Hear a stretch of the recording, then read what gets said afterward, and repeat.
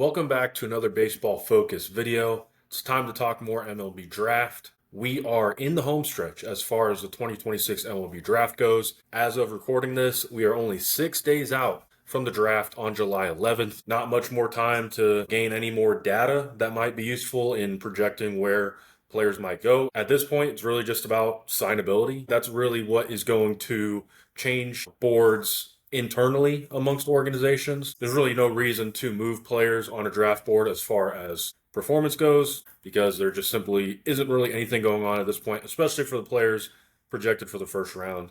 Of course, you got a lot of college guys playing summer league that are draft eligible, but they're just simply not really going to factor into a first round mock draft like this. This has been a super fun class to cover. This is the third draft class I've covered. It's the first class I've covered in which I can, like, for these college guys, I can look back and have kind of seen their entire college career. For the junior eligible guys, I've seen their 3 years of college play. So I definitely feel best about this one out of the three I've done because I feel like I'm most familiar with a lot of these players. And like I've said in the past, just a super deep class, super tough to project, especially once you get past that 10 to 15 range. But that just makes it more fun to do what I do. It has definitely been my favorite class of the three. That 2024 class was electric at the top and has been super electric in the big league so far for all those guys that have already made it.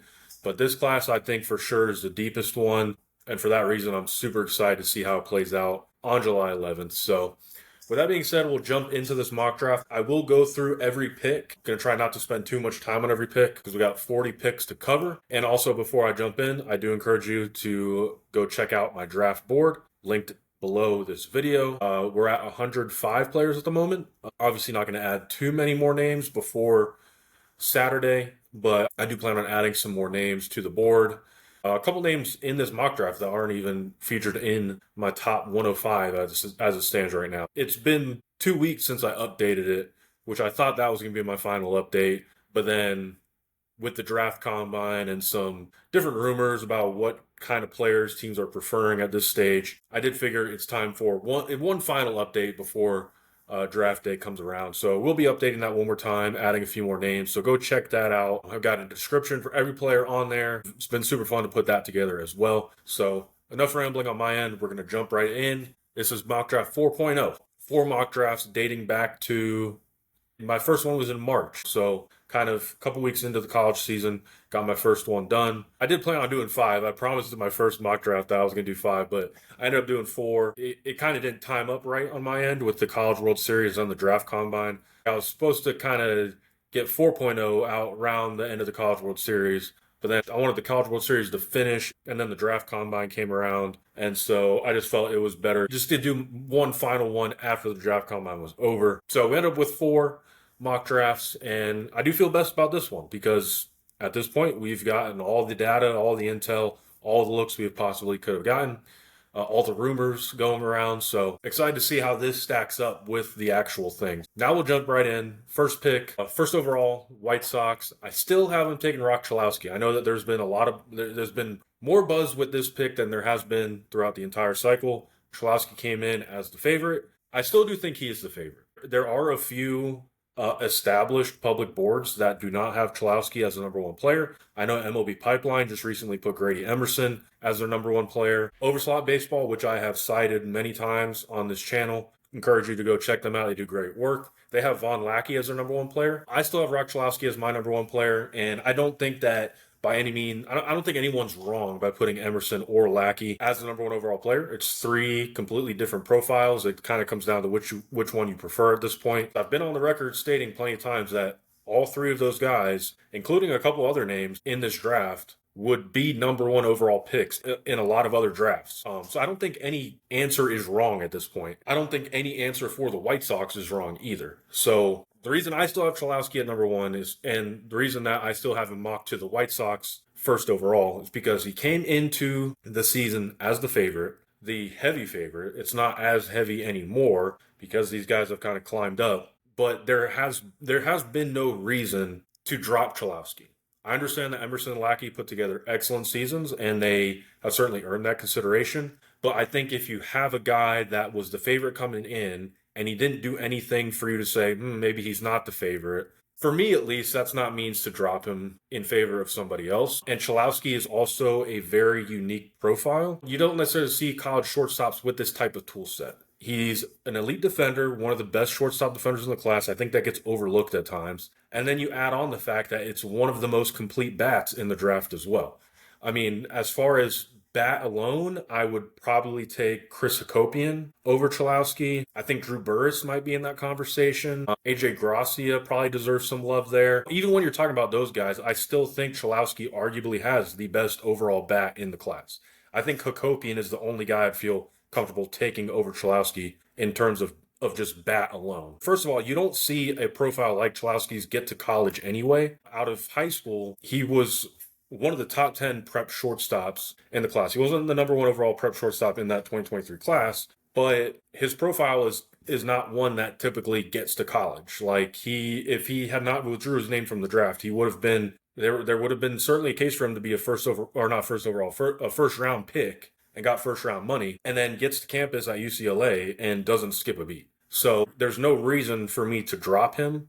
And I think the White Sox probably feel the same way. I also have kept Chalowski at the number one overall pick because I mean, at least on my end, I don't necessarily have the sources for me to say, okay, this is how the White Sox feel. I'm kind of going off of the consensus and how the industry feels. I don't necessarily have those legitimate sources to tell me otherwise. But I think at this point, there hasn't been enough buzz that the White Sox prefer Emerson or Lackey more than Chalowski. Now, the case for Emerson as the first overall pick. Emerson is better than Chalowski was at the same stage. Chalowski, like I said, was a top 10 prep shortstop in that class. He wasn't by no means a threat to go number one overall. Emerson is at this stage. I would say it's a better hit tool than Chalowski had.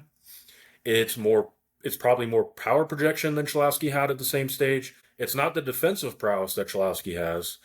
And you also look at the White Sox draft strategy. I think they do prefer upside over floor in the first round. Last year it was Billy Carlson, elite shortstop defender out of high school. The year prior was Hagen Smith, college arm, which is kind of a floor play. But at the same time, Hagen Smith for me was more of an upside play over floor just because the stuff was so good and the command hadn't really come along yet, and it still really hasn't at this point.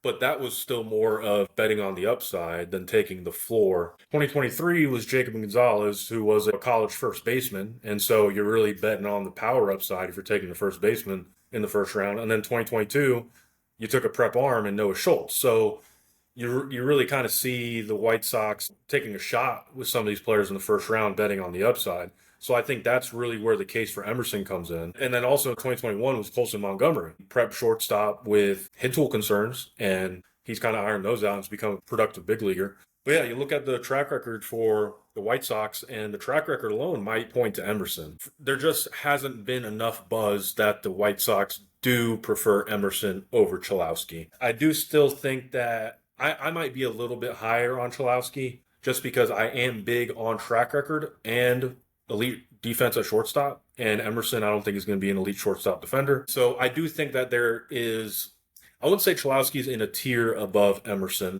but I do think that there is more separation between Chalowski and Emerson than we've made it out to be, which is kind of interesting on my end, because I mean this is kind of how you can see how my process can change really fast throughout a cycle, because like earlier in the cycle I feel like I was a bit ahead of the curve in saying that Lackey and Emerson were closing the gap on Chalowski. Like, I think when I was saying that, there probably would have been people looking at me weird. Like, oh, this high school shortstop and this college catcher are in the same tier as this elite college shortstop. I kind of saw it coming to where it's like Emerson and Lackey are going to have legitimate cases as the number one overall pick. And now that everyone is kind of on that bandwagon, now I'm kind of here saying, no, maybe Chalowski is still the favorite. So Chalowski's still my favorite to go number one. And like I said, I wouldn't be surprised if they go a different direction in either Emerson or Lackey. I don't think there's any other realistic scenario. Earlier in the cycle, there was some buzz about Jacob Lombard. I don't think that's going to happen. I do think he can climb into the top three here. I just don't see it being realistic having him go number one overall. So Chalowski, in all four of my mock drafts, have him going first overall. And the same with my number two overall pick to the Rays. Grady Emerson hasn't changed throughout all four mock drafts. Now, there is some interesting rumors with this pick, and this rumor has kind of like hung around throughout the season with Tyler Bell being at this pick. Tyler Bell, Kentucky shortstop, draft eligible sophomore. 2 years ago in 2024, the Rays selected Bell in the second round. He did not sign. He went to college at Kentucky, was the highest drafted player in that class not to sign.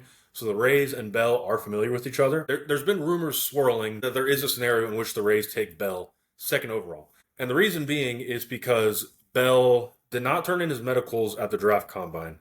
And from what I understand, if you don't do your physicals or turn in your medicals at the combine, there isn't a threshold of dollars that a team is required to sign you to with your bonus. I believe the rule is that if you do your medicals, that a team is required to sign you at least 75% of your slot value. With Bell not doing that, if the Rays were to select Bell here, they would have the luxury of signing him at whatever they wanted to. Why is that significant? In recent drafts, we have seen the Rays take an underslot with their first pick and then allocate that to their comp rounds and to their second, third rounds. And they really cashed in on that last year. They went Daniel Pierce, 14th overall, underslotted him by $1 million. And then they were able to allocate that to their later picks, and they've really cashed in on those picks. They went Cooper Fleming was their second round pick at slot. Dean Moss was in the supplemental round of the second round at slot. Tatum Gray at slot. And those three guys have really performed in the lower levels on minors so far. And they were able to get those deals because they saved money on their first pick. So that is something in the Rays formula, and drafting Bell would grant them that luxury, considering that they would be able to sign Bell on a very hefty underslot deal. Now, do I see that happening? There's definitely a world in which it happens, but there's not many worlds in which it happens. I don't see the Rays passing on a talent like Grady Emerson. I've said in the past, for one, the Rays like their high school shortstops. Why do the Rays like their high school shortstops? They like high floor projectable position players. The prep shortstop demographic is where you find that. And Emerson is, without a doubt, the best from that group that they're going to have the chance to pick, and probably for a very long time, because who knows when they might pick within the top 3 picks again. And like I've said, Emerson in many other classes is the first overall pick. Even if Emerson required an overslot deal, the Rays have, I believe they have the second highest bonus pool. It's not a profile I see them passing on, especially if they have the funds to do it, which they do. I do know that there is some legitimate interest with Lackey here. I honestly think the way that Lackey gets to this pick is if the White Sox take Emerson first overall. I do think that there's a world in which the Rays prefer Lackey over Chalowski. There seems to be more steam between the Rays and Lackey than Chalowski. Maybe because Lackey being available at that pick is far more likely than Chalowski being at that pick. So they've scouted Lackey more. They've probably had more meetings with Lackey. I think that there is far more likelihood in Lackey getting to this pick if Emerson goes first overall to the White Sox than if Chalowski goes first overall to the White Sox.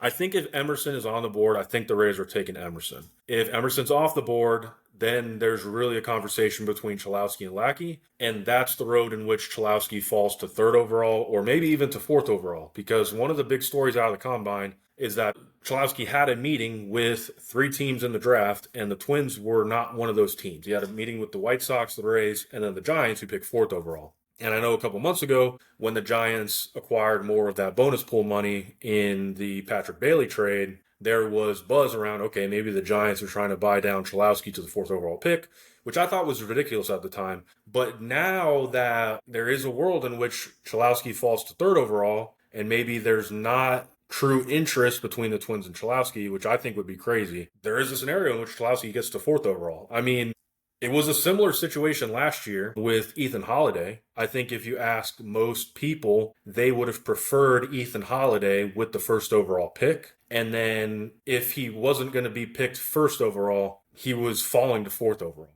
because the Angels weren't going to draft a prep.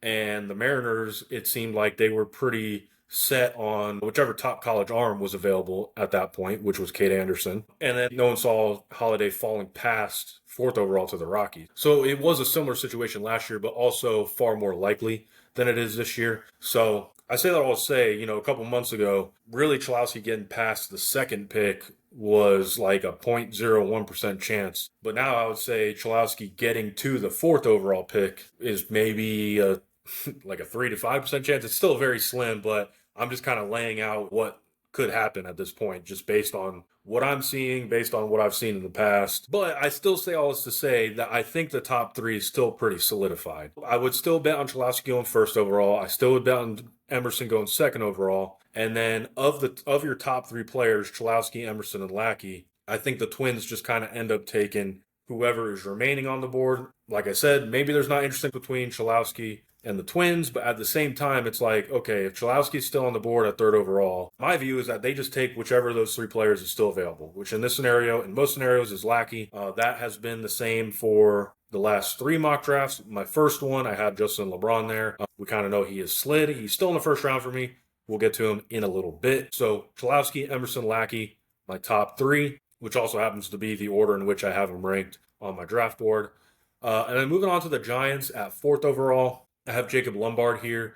I had Jackson Flora here, the last two mock drafts, and then AJ Gracia in my first one. Put Jacob Lombard here simply because this has been the player linked most to the Giants with this pick. It does seem like it's the route they're going to take if the top three players are off the board at this point. This link was even a real thing dating back to my last mock draft. I still stuck with Flora because I felt like it was a safer pick, but after a month of these rumors to be seemingly true, it makes the most sense for Jacob Lombard to land here with the Giants at fourth overall. And then the next two picks is where I could see a lot of different scenarios. With the Pirates, at fifth overall, I have them taking EJ Booth. I had them going Booth with my second mock draft, and then I had them going Lombard with my most recent one. I know that there's some buzz between the Pirates and Jackson Flora here, but I still kind of am falling back on the fact that the Pirates do like these high-risk, high-upside players. I mean, you look at 2024, it was Connor Griffin. Last year, it was Seth Hernandez. Two very high-risk profiles that they have developed well. Lombard is kind of in that same archetype as Connor Griffin. So I think if Jacob Lombard is here, I would really be surprised if the Pirates were to pass on him. Booth is a little less risky than Lombard or prep pitcher, which, I mean, there's not really any prep pitchers available in this range. Gio Rojas, maybe. Booth, it's a far better hit tool than Lombard's. It's borderline elite. The swing is wacky. But I've kind of said in the past that you're kind of taking Booth for the secondary tools and the power upside, which maybe you have to do a swing revamp to get into that power. But at the same time, I kind of see Booth more as a speed, defense, contact guy, but at an elite level, which is why I think he's a very formidable top 5 pick.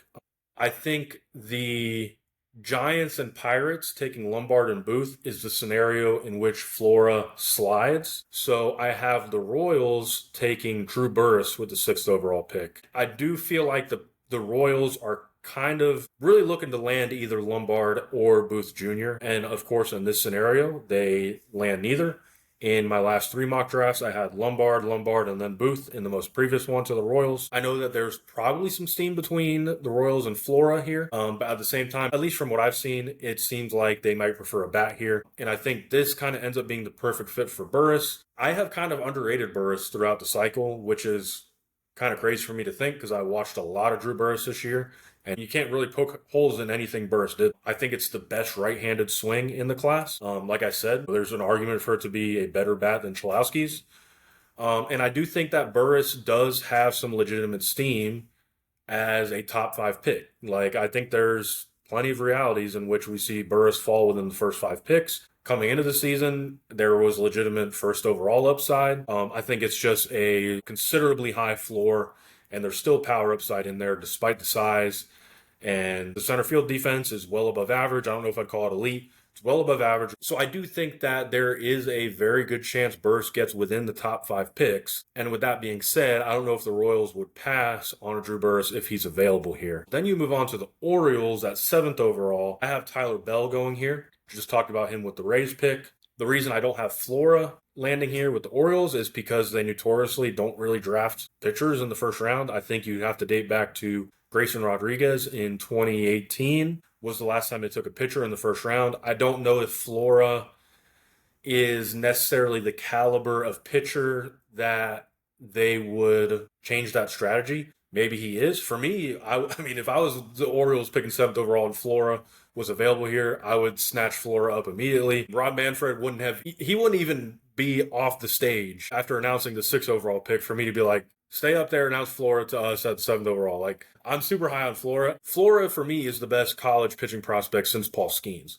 But there's still a legitimate tier between Flora and LSU Paul Skeens. I think LSU Paul Skeens is the pitcher that the Orioles take at seventh overall. I think that's the type of talent we're talking about for the Orioles to kind of change their strategy. And then you also add on the fact that Tyler Bell really has legitimate steam as a top 10 pick at this point, especially with the rumors of him going second overall to the Orioles, or I mean to the Rays, sorry. And also the Orioles, they have recently really loved their college bats. They love up the middle types. They love their multi-tooled college bats, and Tyler Bell kind of encapsulates that. One of the reasons he has really gotten himself into his top 10 range is because teams are becoming more and more confident about his ability to stick at shortstop. And then obviously it's a very good approach. It's somewhat of a unique offensive profile. There is more swing and miss in there than you would think just based off the stat line.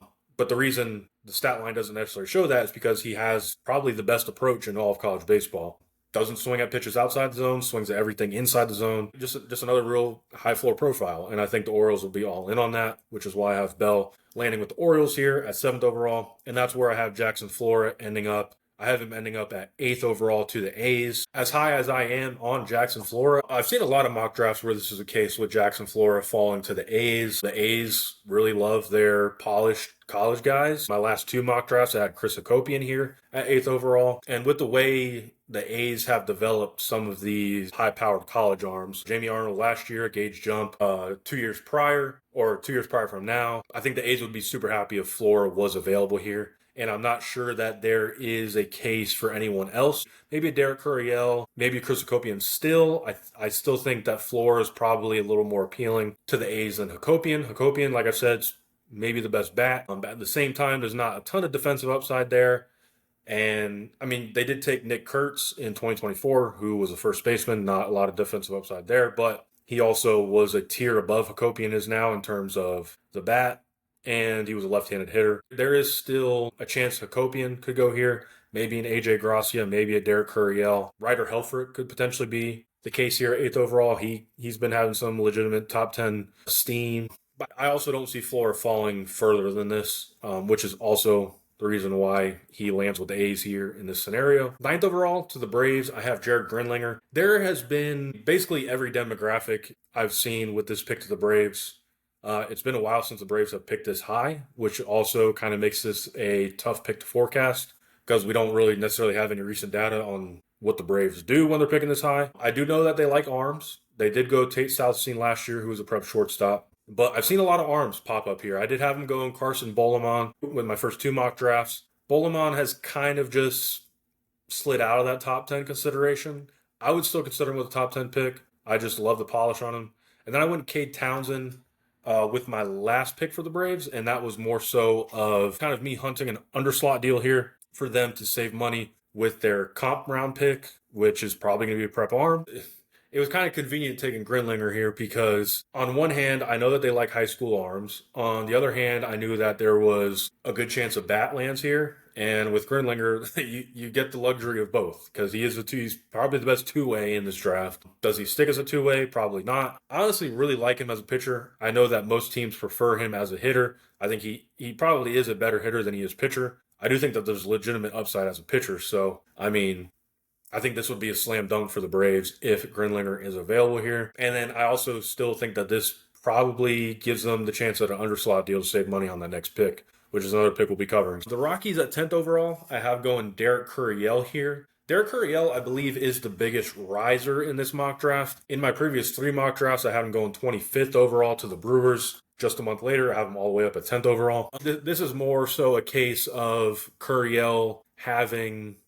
He's just picked up a lot of steam late into the cycle, and I said this on a mock draft article, is that some of these teams get cold feet about the high upside preps, and they kind of lean back on the safety that a multi-tooled college bat provides. That's Derek Curiel.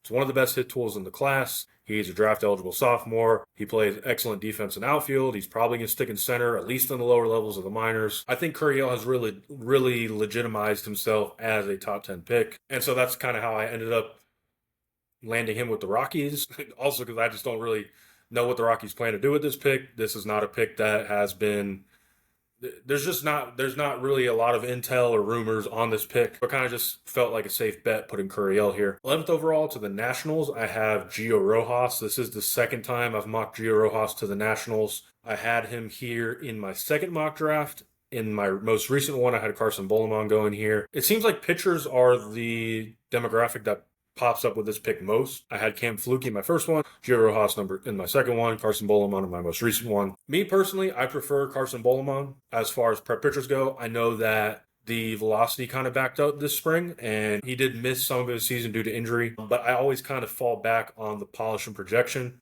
when it comes to these prep arms, and Bolemon is kind of at the top of that list. It does feel like most teams prefer Rojas over Bolemon, and I think that, and I'm not including Grenlinger in this because, like I said, seems like most teams prefer him as a hitter. I do believe that Rojas is the top prep pitcher, according to most teams, and I think of all of these teams, it seems like the Nationals might be the most willing to take a prep pitcher with their first pick. The Braves, obviously in that conversation, but there's been just too much rumors about other demographics going there. So it does feel like the Nationals might be the first to bite on one of these prep arms. And I think Rojas would be the likely scenario. Moving down to the 12th overall pick to the Angels, I have Chris Akopian, shortstop out of Texas A&M.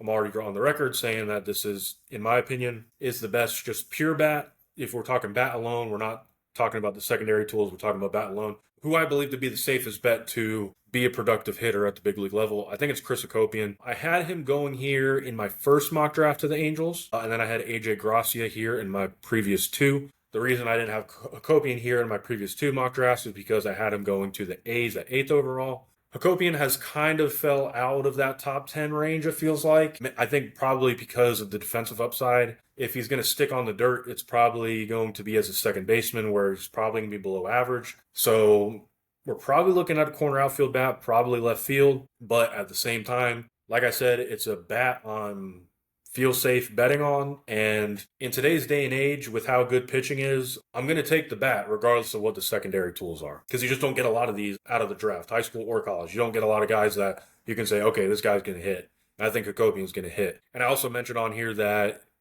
there's a lot of Christian Moore in Chris Akopian's profile. The Angels took Christian Moore, I believe it was 8th overall in 2024. And I think Chris Akopian is better than Christian Moore was at the same stage.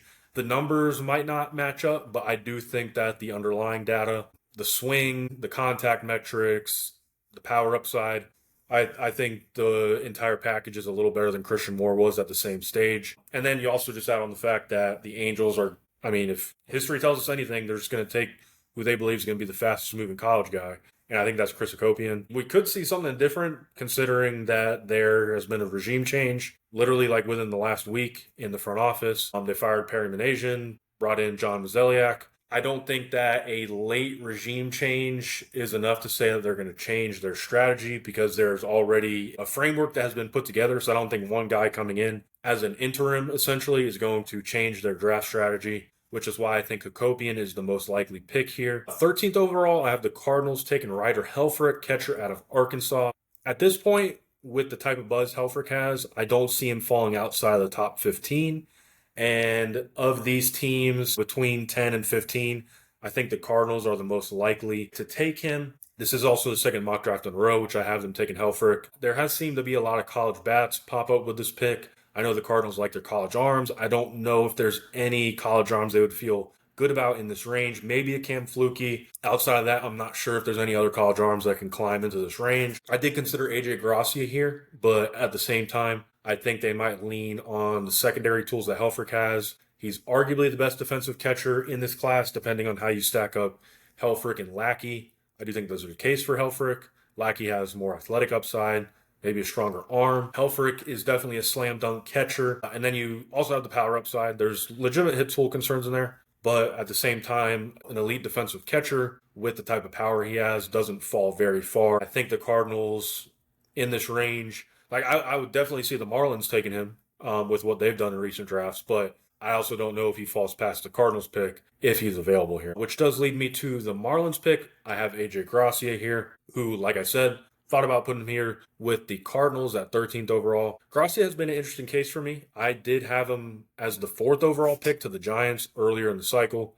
believe it was in my first mock draft. He has just kind of hit at every stage. The big question mark on him is the defense. I think he played some center field at Virginia this year, but it's mainly going to be a corner profile. I think that the contact and the power metrics are maybe a tick behind Hakopian, and then Hakopian also has, I mean, he's potentially sticking on the dirt. So I think that there is a lot of scenarios in which Gracia comes in behind Hakopian.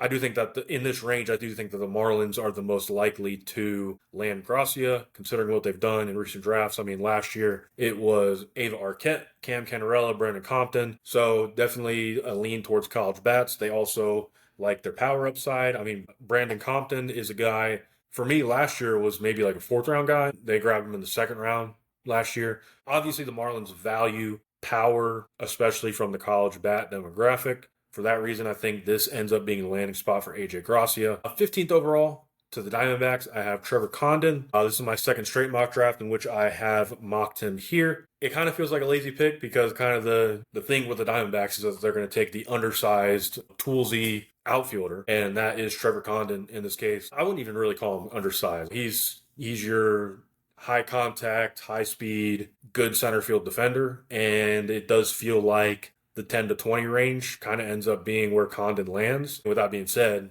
the Diamondbacks sit here right at 15th overall. I think it kind of seems like the perfect fit for both parties for Condon to land here with the Diamondbacks. Had a very good draft combine, which kind of solidified him being a top 20 pick. I'm a little bit lower on him. I have him ranked 31st on my draft board. The swing for me is more about the setup.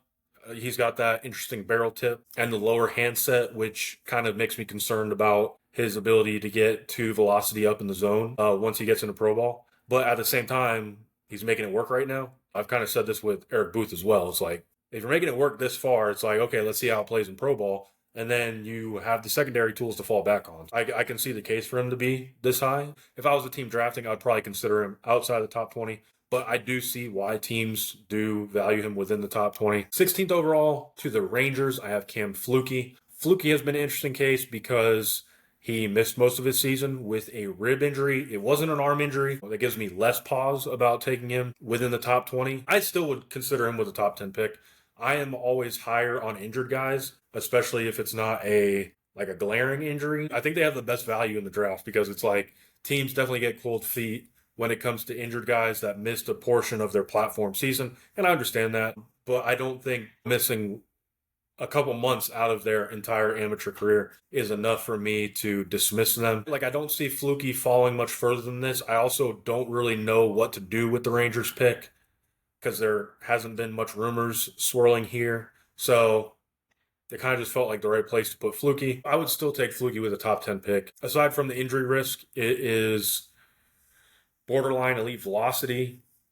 It's a cut ride fastball. It's some of the best breaking stuff in the class. There's not much feel for off speed yet in there, but then you add on the fact that it's above average command, it's advanced command for his level. You just don't necessarily get those types of talents in every draft. So in my right mind, I couldn't have had Flukie fall much further, especially coming into the cycle. He was a potential top 5 guy. I don't think a mere rib injury is enough for him to drop much further than this. It was kind of rough when he came back in those last couple starts at Coastal Carolina, but kind of along with the injury, I don't think that short span of time is enough for me to dismiss him in this range. 17th overall to the Astros, I have Blake Bowen. I did mock Blake Bowen to the Astros in my previous mock draft, but that wasn't until their second pick at 28th overall. So I have Bowen climbing up to the 17th pick to the Astros. And kind of for the same reason that I had Bowen going 28th overall to the Astros, it's kind of the same reason I have him going to 17th, is that the Astros, they have shown that they're not really afraid of, kind of like the Pirates, like I said, they're not afraid of these high-risk, high-upside guys. In my previous mock draft, I had him going Justin LeBron with the 17th overall pick. I think at this stage, Blake Bowen's better than Justin LeBron, and there's still legitimate hit tool risk there. There's the chance he ends up in a corner, despite the fact that he has shown some good defensive ability in center field in the high school ranks. But among the teams in this range where I think that Bowen can climb into, I think the Astros would be the most likely team to pick him. You do look at what they did last year with Xavier Neans, was another high-risk guy.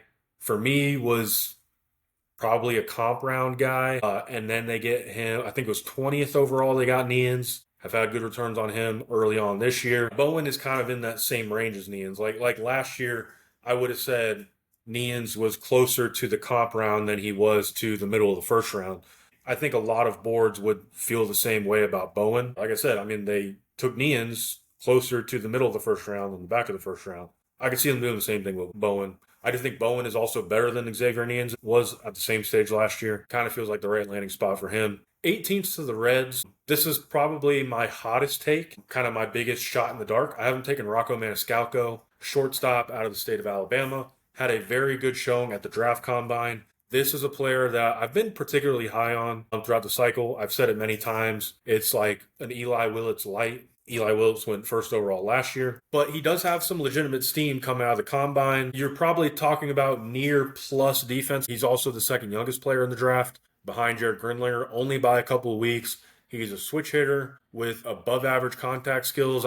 I mean, there's not many holes in the profile aside from maybe the power upsides, like how much power does he get into? And I think the Reds are a team that would be willing to bite on a Maniscalco. They took Steele Hall 9th overall last year, which for me, Steele Hall was probably a guy outside the top 10. Maniscalco is even more so than Steele Hall being outside the top 10 last year. I think Maniscalco is more so a guy outside of the top 20 this year than Steele Hall was outside the top 10 last year, if that makes sense. But I still think that the Reds are a team willing to take a profile like this. They like your toolsy up the middle preps, like a lot of teams do. And Maniscalco, he has a lot of steam right now. So I don't think he climbs further than this, but I do think if there is legitimate interest between a team and Maniscalco within the top 20, I think it would be the Reds at 18th overall. 19th overall to the Guardians. This is where I have Justin LeBron going. I had him 17th overall to the Astros. In my previous mock draft, I have him sliding 2 spots to the Guardians.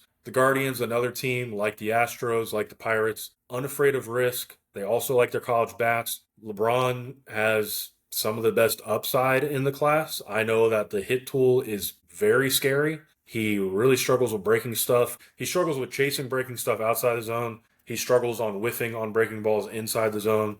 That's not necessarily a recipe for success at the big league level, but you also add on the athletic upside, the power upside, the defensive ability at shortstop. LeBron probably has the most interesting case as a first rounder. We haven't really seen a profile like this in a while with the type of upside he has, but with the same type of risk as a college shortstop. I do think if he does get into this top 20, it's probably at the Guardians at 19th overall. I mean, you also look at last year who the Guardians took in the first round. They took Jace Laviolette, 27th overall. Jace Laviolette coming into the 2025 season had legitimate upside as the number 1 overall pick. LeBron came into the season with the same type of upside, never finds it with the bat, and then he slides, just like Laviolette last year. And the Guardians were the team to scoop him up.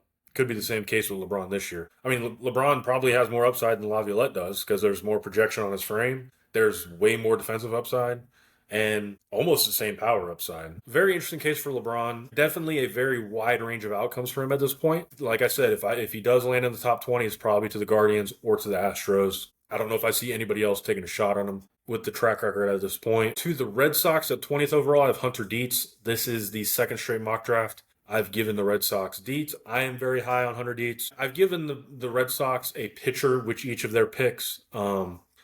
And it hasn't necessarily been just because they valued arms in their last draft. It's more so that the arms I have given them have kind of fit the type of pitcher that the Red Sox look for. Your big physical starter's frame, present stuff, power, can spin it. I gave him Coleman Borthwick, a high school pitcher, in my first mock. Then it was Liam Peterson in my second, and then Hunter Dietz in my most previous. This is where the board really opens up for college and high school arms alike. For that reason, I think that there's going to be a lot of arms on Boston's board, and I think Dietz might be the best, in my opinion, might be the best among the pitchers that are going to be available in this range. And he also just fits the type of pitcher that the Red Sox really valued last year. Big physical frame, can spin the ball, power fastball, and then also performed in the SEC. I mean, you look at last year, it was Kyson Witherspoon, Marcus Phillips, and Anthony Ianson, all of which kind of check those boxes. Performed in the SEC, can really spin the ball, and then just stands out physically. So Hunter Dietz fits into that bucket, and for that reason,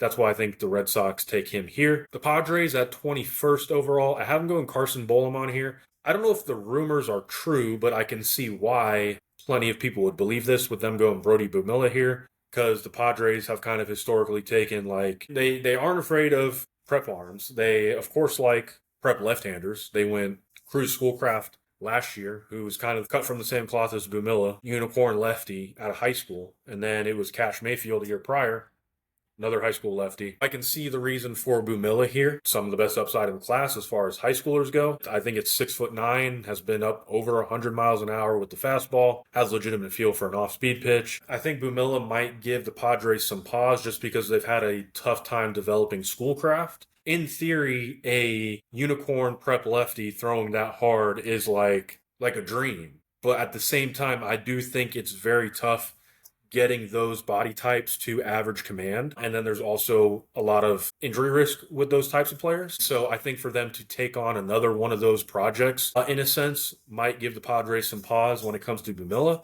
which is why I do have them going Bolemon here. I do think they stick with the prep left-hander demographic. You've got 4 left-handers, in my opinion, before you get to the right-handers. I think Gio Rojas, Brody Bumilla, Carson Bolemon, and Logan Schmidt are all better than all of the prep right-handers in this class, despite it being a very deep prep right-hander class. But I do think that they probably prefer, well, I don't know if they do prefer, but in my mind, from what I see, if I was the Padres, I would prefer Bolemon over Bumilla. I'm also personally high on Bolemon. I don't know if teams share the same sentiment as me. But at the same time, like I said, I think that there might be some pause when it comes to Bumilla. Logan Schmidt has been a very tough case because of the LSU commitment.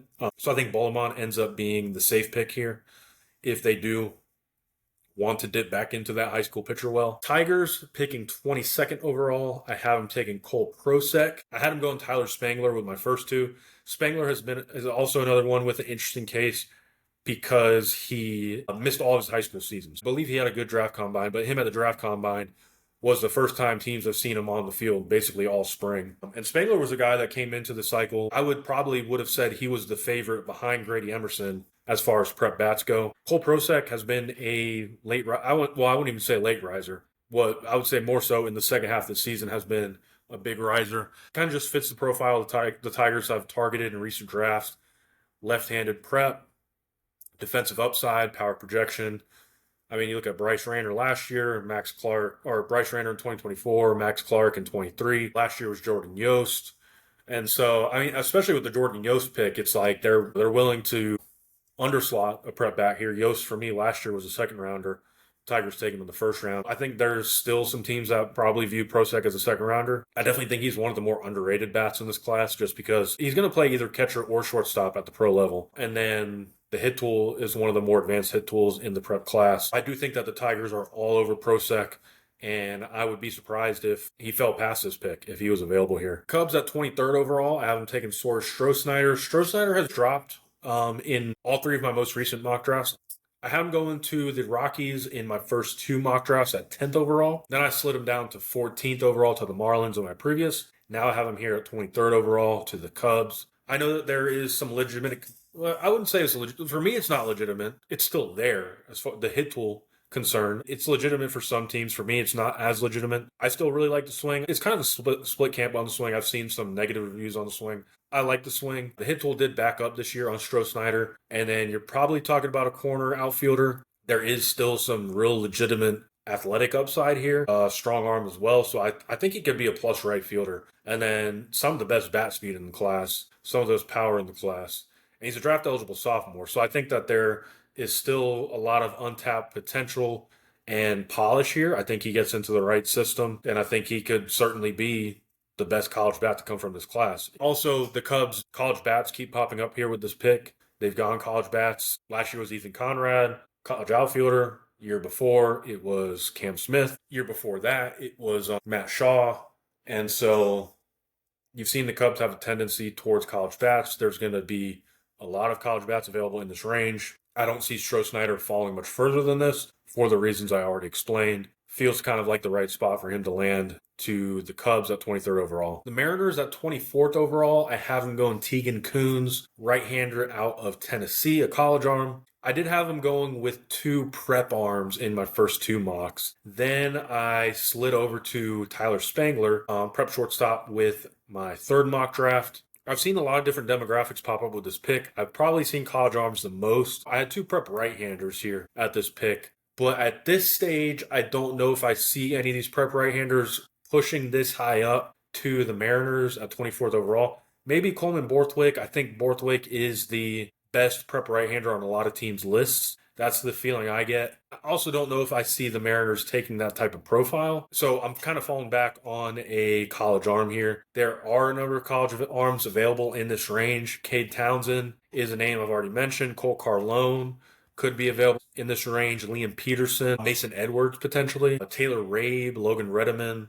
A lot of those guys will be available, but I do think that the projection and the youth, considering he's a draft-eligible sophomore, and then just the strike throwing. Of all those guys I mentioned, I think Coons might have the best strike throwing ability. There's definitely a case for Taylor Rabe, but I would be interested to see how that translates for Rabe over the course of a full season. He did show some elite strike throwing ability this year. He was mainly out of the bullpen for Ole Miss and then moved into a starter's role later into the season. So I would definitely like to see how the strike throwing translates over the course of a full season for Rabe before I feel safer about taking him over Tegan Coons. 25th overall to the Brewers. This was the first time since my first mock draft that I had to find someone new for the Brewers.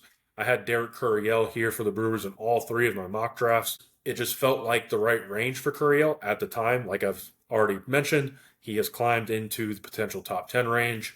I don't think he's available at this pick anymore. And he also just did feel like a Brewers style pick. With me now having him go to 10th overall to the Rockies, had to pick a new player. I'm going Caden Ferraro, outfielder out of Texas Tech. Ferraro has definitely been a trendy name late. He was a 2-year JUCO guy, comes over to Texas Tech, and the numbers on Ferraro's stat line aren't really necessarily eye-popping. He did 1 dot at Texas Tech. I think it was like a 980 OPS in Big 12 play. When you dig into the metrics, it's some of the best metrics in the class. I mean, it's some of the metrics are, like, I've already said that Chris Hakopian is the best college bat, in my opinion, in this class. And Ferraro's metrics really stack up against Hakopian's. Hakopian did it in the SEC, Ferraro in the Big 12. Also doesn't have the type of track record Hakopian has. Ferraro spent 2 years in JUCO. So it was kind of a breakout season for Ferraro. So it's a little more helium than actual track record. But when you dig into the metrics, it's like, why should this guy not go in the first round? It's like you kind of have to talk yourself out of him at that point. It's some of the best metrics in the class. There's not a lot of defensive or athletic upside in here. He DH'd like half the season with Texas Tech. Like I said with Copian, I mean, if you can hit, I don't care what the other tools look like. I'm going to consider you in the first round. And considering the Brewers have definitely leaned towards bats in recent years, look at what they did with Andrew Fisher last year. Andrew Fisher, not a lot of defensive upside or athletic upside in it. Drafted as a 3rd baseman. I believe he's already made the switch to first base in pro ball, but another guy that can hit. And Ferraro is, I would say he's better than Fisher was at the same stage last year. They took Fisher in this same range in last year's draft. If Kane Ferraro's getting to the first round, this feels like a good landing spot for him. 26th overall to the Atlanta Braves. This is their 2nd pick. This is the first pick that is a team's 2nd pick. This is their prospect promotion incentive pick. I believe they received it from Drake Baldwin winning the Rookie of the Year last year. In my previous mock draft, I had him going Logan Schmidt here. I did move off of Logan Schmidt because I've kind of said I don't really know what to do with Logan Schmidt because of the LSU commitment, and it doesn't seem like anybody knows where to rank Logan Schmidt. But I do still have him going with a prep left-hander. I do have him going Brody Bumilla here. Bumilla, in my last 3 mock drafts, has continued to climb, and I think that is kind of the sentiment across industry, is that Brody Bumilla is climbing into potentially that top 20 range. I've seen him within the top 10 on some mock drafts. I don't think that's super likely, but I do think that the comp round is probably his most likely outcome at this point. And the Braves, they like prep left-handers. They like prep arms. They're willing to take on that risk. And he's also going to be a tough sign, the Texas commitment. And so, like I said, that first pick at 9th overall is probably going to be one that saves them money so that they can spend on this pick here. Brody Bumilla, you're probably going to have to save because of the type of helium he has, because of the type of steam he has carried with himself late into the cycle, and the Texas commitment. I think the Braves are going to be in position to land him. Mets have a PPI pick here at 27th overall. This is their first pick. I'm going Ace Reese here, third baseman out of Mississippi State. Ace Reese has been an interesting case because he's one of these college bats whose hit tools backed up this year. Also did chase a lot as well. So it is a much higher risk profile than it was coming into the season. I have also had a college bat here. I mean, out of the 4 mock drafts, this is the third different college bat I've had here. I did have him go Tegan Coons in my most recent mock draft, but it seems like college bat is the demographic that pops up here most. They've also gone with a college bat. Last year it was Mitch Voigt out of Michigan. The year prior, Carson Bench out of Oklahoma State. So there has been a lean towards college bats here. I also don't see Ace Reese falling much further than this. It's very legitimate power upside, and despite the hit tool concerns and him being a little more aggressive than he should have been this year, I still do think it's one of the best left-handed swings in the class. He's probably going to be a first baseman at the next level, but I think that, he gets into the right organization. All he really has to do is clean up the approach, in my opinion. Cleaning up an approach is far easier than cleaning up a hit tool. If you clean up an approach, you can kind of mitigate that hit tool risk. With these corner power profiles, they're typically always going to come with hit tool risk. If you can clean up the approach, I think he's going to have no problem getting into his power at the next level. And yeah, I just don't see him falling much further than 27th overall. I still think he's probably a slam dunk first rounder. And for that reason, I don't see him outside the top 30. This definitely feels closer to his floor than his ceiling. So Ace Reese to the Mets at 27th overall. 28th overall, this is the second pick for the Astros. This is another PPI pick. Chase Brunson, outfielder out of TCU. I've already mentioned I had him going with Blake Bowen at this pick in my last mock draft. This one, I have him taking Blake Bowen with their first pick at 17th overall. I feel like with this pick, they go the high risk, high reward prep bat with their first pick. This time they take a step back and they go with the high floor college bat. Brunson has been a buzzy name at this stage in the cycle. Some of the secondary tools in the class, there is some untapped power upside there, some pretty good bat to ball skills, probably going to stick in center field at the next level. I kind of like the idea of them going with the high risk, high reward in Bowen with their first pick and then falling back on a much more safer option with Brunson. And this also kind of feels like the range that Brunson ends up landing in. 29th overall, this is the first competitive balance pick. I have the Giants taking Bo Lawrence, third baseman out of Christchurch Episcopal High School in South Carolina.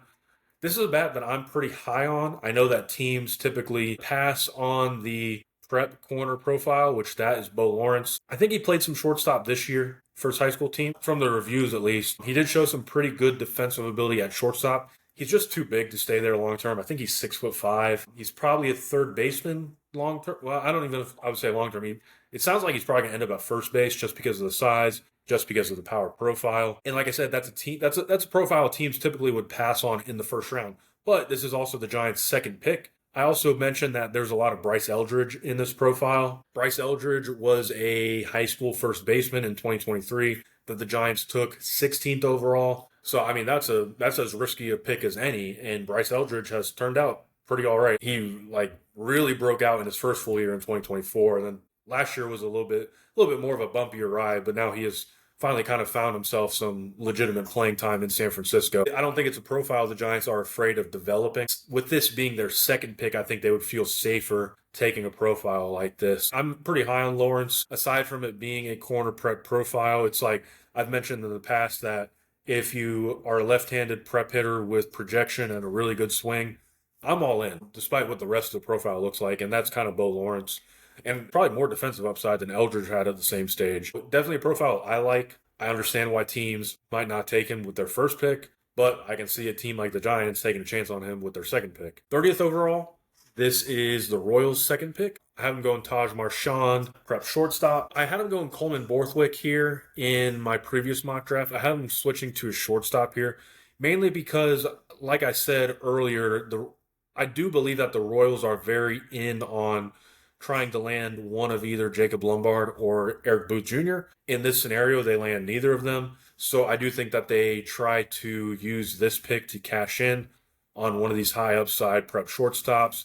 Taj Marchand has some of the best upside among the demographic. It's definitely a polarizing swing that's going to need a revamp in pro ball, but it's legitimate power upside. He has shown some pretty good bat to ball skills despite the swing being a little funky. And then the reviews seem like he's going to stick at shortstop as well. I also mentioned in my mock draft article that I prefer guys like Aiden Ruiz and Trey Ebel in this scenario, maybe a guy like Archer Horn. It feels like the consensus likes Marchand over these guys, mainly because of the power upside. So I have Marchand landing with the Royals as their second pick at 30th overall. 31st overall to the Diamondbacks, also their second pick. I have him going Coleman Borthwick, who previously I had him going one pick prior to the Royals. I do feel like this is kind of where the board finally opens up for these prep right-handers. Like I said, this class of prep right-handers is as deep as it's ever been. There's probably 20 names in this class that could go within the top 5 as far as prep right-handers go. For me, there's not really any separation, but I do think that for the consensus, there does seem to be a little bit of separation between Borthwick and the rest of the prep right-handers. So I do think he's the first off the board. And with this being the range that I think that the board opens up for them, and with the Diamondbacks being a team with a history of drafting prep arms in recent years, I do think that this is a very likely scenario in which Borthwick lands. 32nd overall to the Cardinals, their second pick. I'm going Cole Carlone, left-hander out of Arizona State. The Cardinals love college arms, and with their first pick, I have them going Ryder Helfrich, catcher out of Arkansas. I don't see them getting past their first 2 picks without having taken a college arm, especially considering in this range with the 32nd overall pick, there's a lot of college arms available. I mean, in this scenario alone, you have Cole Carlone, who I haven't taken. You have Liam Peterson. You have Logan Redeman. You have Mason Edwards. You have Taylor Rabe. You have Jack Raydell. Those are probably the 6 names I would consider. Carlone definitely has the most upside out of all of them, and the Cardinals do kind of lean more towards these power arms. Carlone is one of them. Fastball up over 100. The best slider in the college class. I don't really see Carlone falling out of the first round. I think in this range, it's probably the Cardinals that would be most likely to take him. 33rd overall to the Rays, their second pick. I have him going Ty Head, outfielder out of North Carolina State. My previous mock draft, I had him going Aiden Ruiz, which would make back-to-back prep shortstops for them. Last year, they went prep shortstop, and then they went college bat. Ty Head is... It's almost the exact same profile that they went last year with their second pick, which I think was also 33rd overall. They went Brendan Summerhill out of Arizona. Elite bat-to-ball skills and very good defense in center field. Kind of what Brendan Summerhill was last year. That's what Ty Head is this year. I don't necessarily have him going with Ty Head here just because that's the exact profile they took last year. It's more so, like I've said with the Rays, they like high floor bats. Ty Head, among the available players in the scenario, probably is the highest floor. Aiden Ruiz, who I had in my previous mock draft of this pick, he's one of the highest floor bats available in this scenario. But at the same time, with Ty Head showing elite bat-to-ball skills in college with the center field defense on top of that, it kind of feels like a slam dunk pick for the Rays here at 33rd overall. 34th overall to the Pirates, I have Ethan Walksman, who has become a buzzy name, mainly because of his draft combine performance. Also performed well in his high school season in Colorado. I've kind of called Walksman a Seth Hernandez light in my draft combine video. Go check that out. I talked about him and what his bullpen looked like. It definitely is kind of a Seth Hernandez light. It's not quite as much projection as Seth Hernandez had at the same stage, but in the same manner, it's like a very fluid delivery. It's a ton of arm talent. There's definitely feel for an off-speed pitch in there. He can really spin a breaking ball as well. Not quite the same command Seth Hernandez had at the same stage. Like I said, they're not afraid to take on risk. And with E.J. Booth as their first pick in this draft, not a super risky pick. I would say this more so is their pick trying to cash in on the upside of a guy. So Walksman, for me right now, he might be my second favorite prep pitcher. My favorite is Cooper Sides. I did mention that it seems like most teams prefer Coleman Borthwick at this point. Cooper Sides is my favorite, and then I would say Ethan Walksman is definitely in that conversation with Borthwick as the next prep pitcher. And so for that reason, I do think that Walksman gets into the first round. 35th overall to the Yankees, I have Aiden Ruiz. I just mentioned him as my pick to the Rays at 33rd overall in my last mock draft. Aiden Ruiz, I'm super high on him. I don't know why I haven't been seeing him more within the top 30. It's the best glove in the class, maybe regardless of position. It's probably a case for Chalowski and Von Lackey over him. He's the best defender in the high school class. No debate for me on my end. And then it's borderline elite bat-to-ball skills from both sides of the plate. He is a Vanderbilt commit. It's going to be a tough sign. Not a ton of power projection. He is on the older side of the class. He's going to be over 19 on draft day. But just a very complete package in terms of the athletic upside, the defensive upside. On most boards and on most mock drafts, this kind of feels like the range for him. Kind of put the added bonus that he's a local kid to New York. So it kind of felt like the right pick for the Yankees here. I did have the Yankees going college arms in each of the first 3 mock drafts. That was kind of a theme for them in recent years. They did switch to a prep shortstop last year with Dax Kilby. The pick last year to Dax Kilby was very interesting to me because Dax Kilby for me was like a 3rd rounder. So when the Yankees took him as their first pick, it was like, okay, this is a clear underslot deal. And then they overslotted him by a significant amount, which was very interesting to me. And then he also got into pro ball and performed at a very high level. So they really cashed in on that pick, which makes me wonder if they go back to the well in terms of prep shortstops. Aiden Ruiz in this range might require an overslot deal considering the Vanderbilt commitment and the fact that since he's on the older side of the class, he can go to school and be eligible as a sophomore in 2 years, kind of like Tyler Bell did. We talked about Tyler Bell at the beginning of this draft. Bell was kind of the same thing. Really good shortstop defender, good bat-to-ball skills from both sides of the plate, was on the older side of the class, goes to school, draft eligible 2 years later.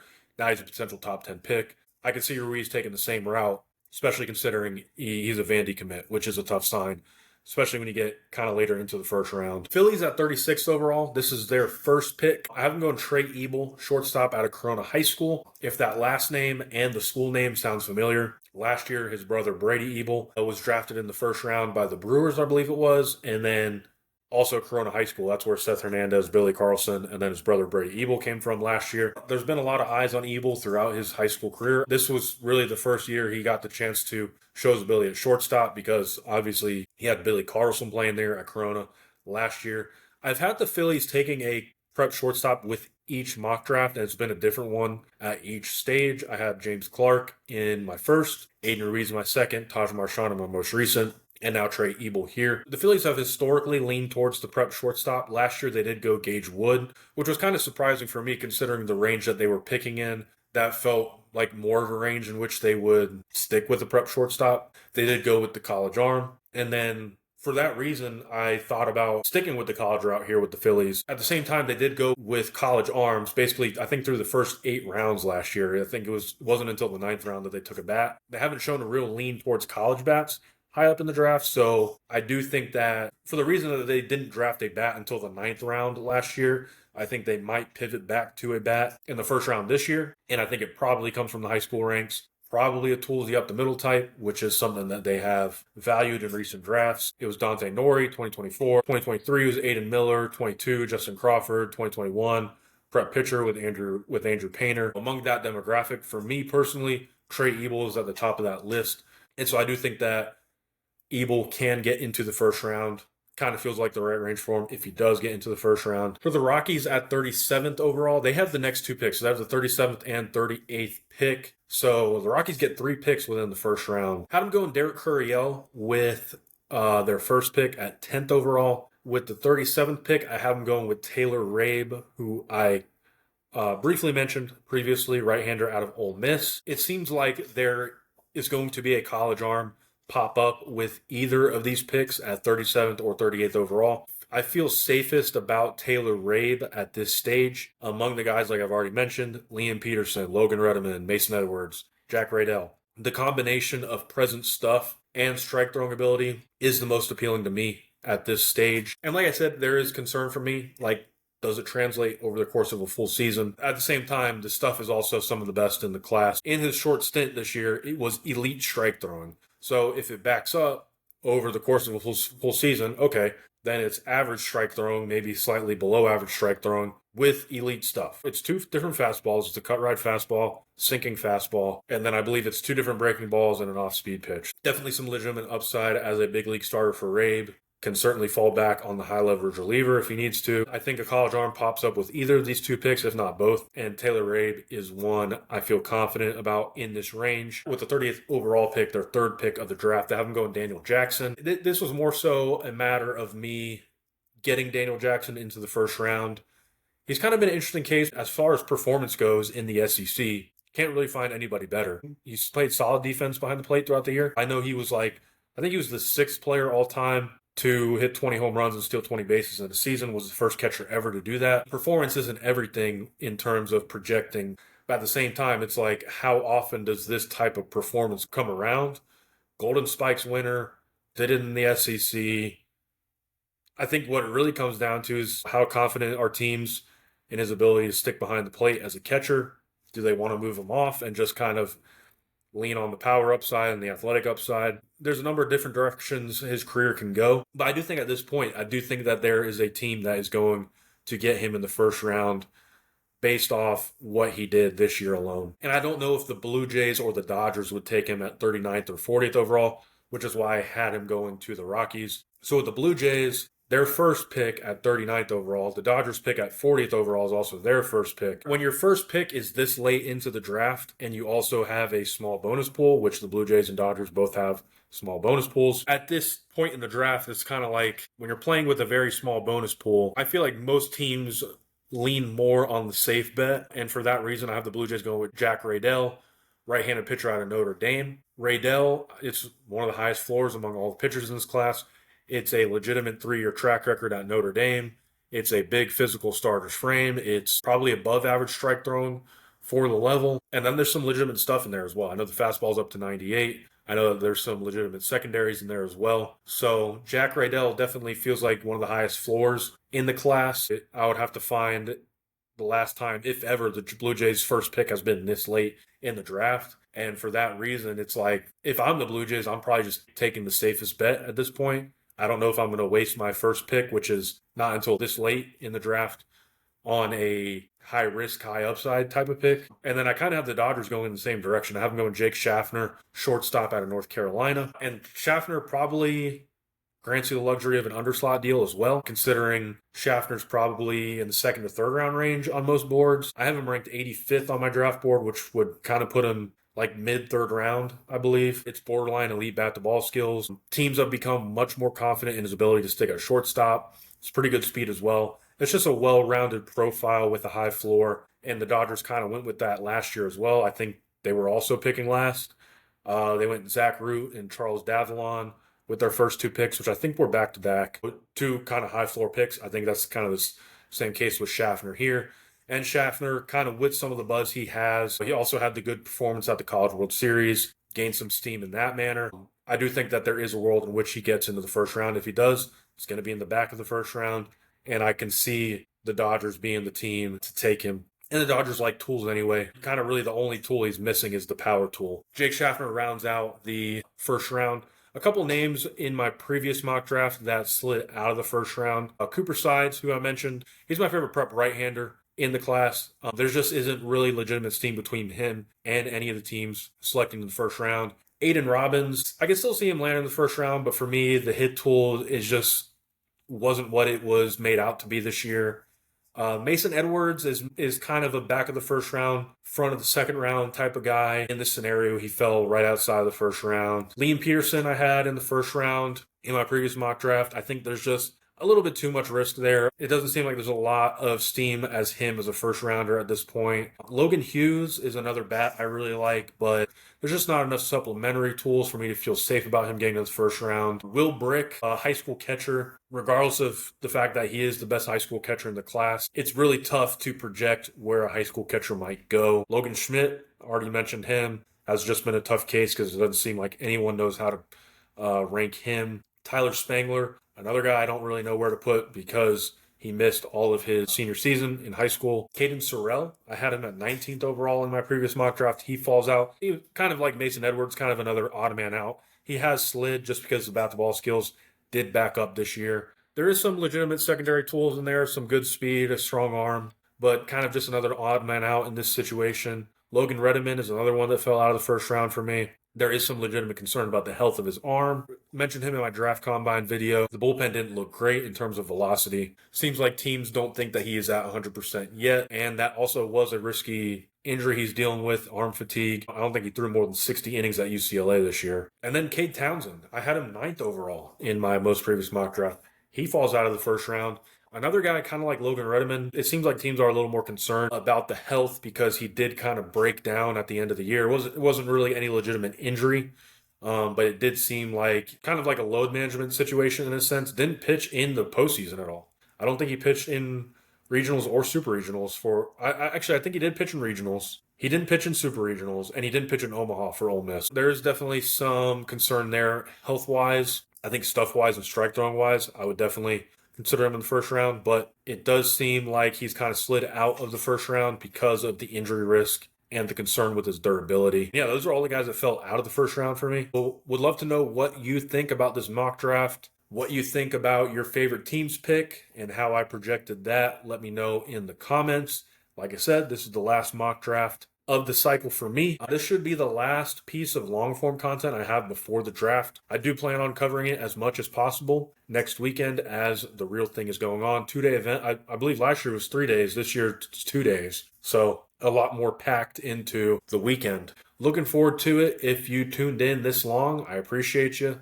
Like I said, let me know what you think. And go check out my other stuff that I have linked below. And until then, I will see you on the next one.